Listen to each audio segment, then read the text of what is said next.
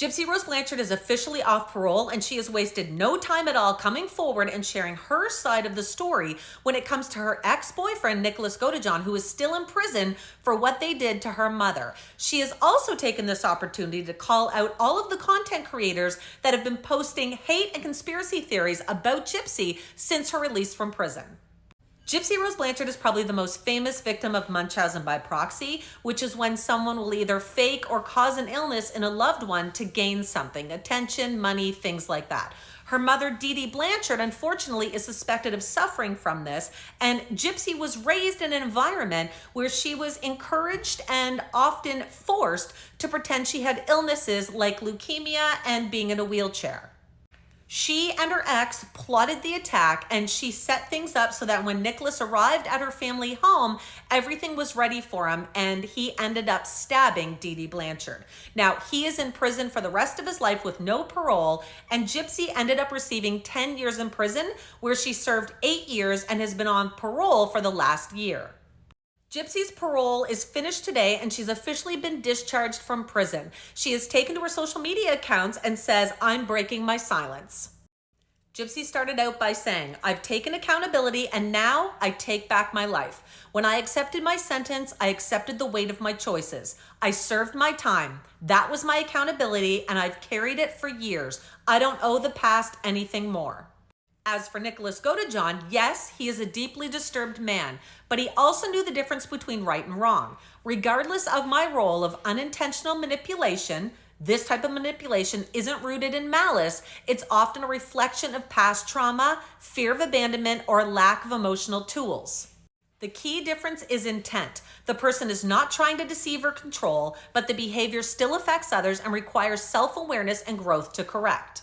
Nicholas made the decision to move forward with that night. That was a choice, and he is not exempt from the consequences of that choice. His diagnosis of autism or Asperger's does not excuse what he did. Mental health is complex, but accountability matters, and no one is above the law. His fate was decided by a panel of judges, prosecutors, lawyers, and 12 jury members who reviewed the same evidence circulating online. His efforts of appeals have all been unsuccessful, each court agreeing with the original conviction. "I will not carry his actions on my shoulders any longer. I've taken responsibility for mine. This next chapter is one of healing, of growth, of reclaiming my life. This is freedom, and I'm moving forward with clarity, peace, and self-forgiveness. The justice system has decided. This case is closed. This is justice for Dee Dee, as well as myself, who the system failed all my life. Justice was served, and so was my time. My continued prayers go out to the Petrie family. I am deeply remorseful for the pain and heartbreak my actions have caused them. I recognize that nothing I say can undo the trauma or bring Dee Dee back. But from the depths of my heart, I will continue to express my sincerest apologies to them, now and always." Gypsy-Rose Blanchard. After Gypsy shared that note, she went into some details about Nicholas Godejohn and exactly the situation with him, because there are a lot of people speculating online that he should not be in prison and that she simply manipulated him into this situation based on his mental health, his autism, etc. Nicholas P. Godejohn has a disturbing pattern targeting vulnerable women with past trauma and pulling them into his twisted fantasy world. He presents himself as a dominant figure, seeking control and obedience, manipulating these women under the guise of love and loyalty. These messages are between Nicholas and a woman named Dawn, his prison pen pal turned then girlfriend. She was the first in a string of women he tried to trap in his toxic cycle. So when Gypsy was with Nicholas, he had these multiple personas. So his dark persona that he would use, Gypsy would mimic this with a dark female persona, and they would kind of text and go back and forth using these characters. Now, he used to refer to himself as Victor with this. So Gypsy writes and says, now instead of Victor as his dark dual personality, he uses the alter persona of Nikolai. And she notes that he uses this dark persona to create fear and control in his girlfriend or loved one, like he did with Gypsy. Gypsy goes on to say, thankfully, like the others who came after her, Dawn eventually found the strength to walk away to save herself before she lost her identity, like I once did. This isn't new behavior. It existed before me and it continued after me. He is a man on a relentless search for his perfect submissive, someone to carry out his darkest desires even from behind bars. But the truth is, more and more women are seeing through the mask and choosing to escape. They're no longer his victims, they're survivors.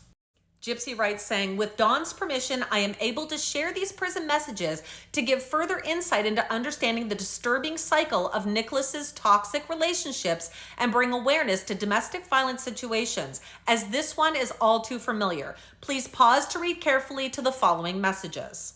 Now, these messages from Nicholas are referring to his multiple personalities, this dark side of him, and how he's afraid to let this dark side show with Dawn, and then letting this dark side out in other emails. Now, these emails do seem a lot like what was going on with Nicholas and Gypsy when they were dating as well. He definitely is still using these personas, or was at this time, and using them for his dark passenger or dark persona. Gypsy also shared a video from an interview with Nicholas where he's talking about the fact that he has this dark person inside of him that comes out during anger. Unfortunately, that part of me wanted to come out for a very long time, and the very first opportunity it got, it didn't waste any time in basically trying to make an example out of somebody, unfortunately. That dark shadow part of me that really is triggered by anger. It's triggered by anger. Gypsy then added saying, to everyone who has supported me, stood by me, believed in me, and lifted me up, thank you from the bottom of my heart. Your love has meant more than words can say. And to the ones who said I'd fail, who said she's just gonna go back to prison, or swore I wouldn't make it past day one, thank you too, because you lit a fire in me. You gave me the drive to prove you wrong, and guess what? I did. Against the odds, against the noise, I stood strong. I stayed true, I kept pushing forward, and now I'm just getting started. You said I'd fail, but instead, I'm rising. I'm about to show you what living my best life really looks like. And all you can do now is watch me. Hashtag still standing, hashtag unstoppable, hashtag watch me rise.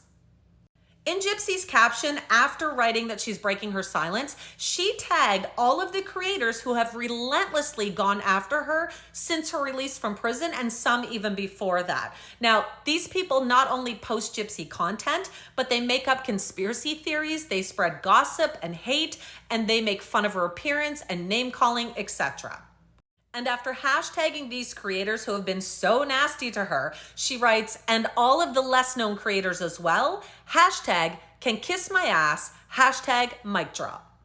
The end of Gypsy's parole signifies her freedom, of course, but it also means that she is now able to pack up all of her belongings and finally move in with her boyfriend Ken to the home that they purchased a few months back.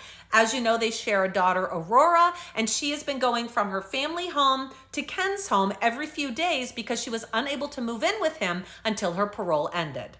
So this is a huge milestone for Gypsy-Rose Blanchard today, and she is marking it by finally using her voice and expressing the thoughts she's had about this situation for quite some time.